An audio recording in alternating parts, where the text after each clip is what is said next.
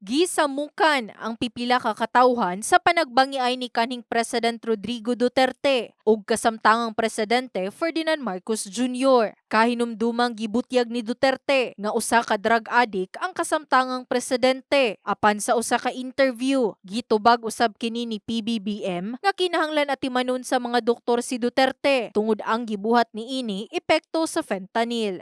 Ang nahitabo, gikonsidera sa tricycle driver nga si Glenn Antoy nga ang duha ka individual parehong adunay political agenda. Pareha karon si Duterte, gusto niya nga i-separate ang Mindanao. So, murag isumpay-sumpay nimo na ila murag may mga purpose sila nga nag-inana sila. Sigun pa sa mga residente nga imbis unahon ang personal nga interes, kinahanglan matud pa nila iprioridad ang kung unsa man ang makaayo alang sa katawhan. Ilabi na ang mga saad nga wala matud pa natuman. Tumanon sa nila ilang gisaad sa tao. Bag-o nila magsapotehon ng Pilipinas unsa may ilang plano. Kay kuan mong god para sa kuha karang ginasabukan ko sila kay murag tuon na close kay sila ba nya.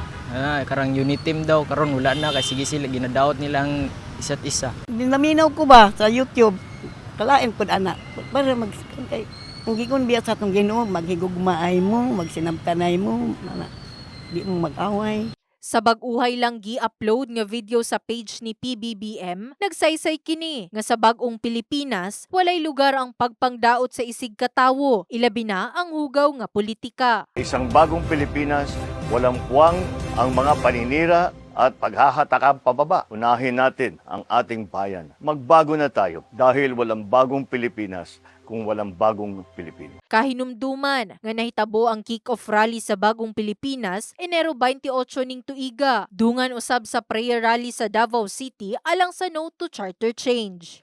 In the heart of changing lives. Kini si Brigada Liza Labajo sa Brigada News Jansan.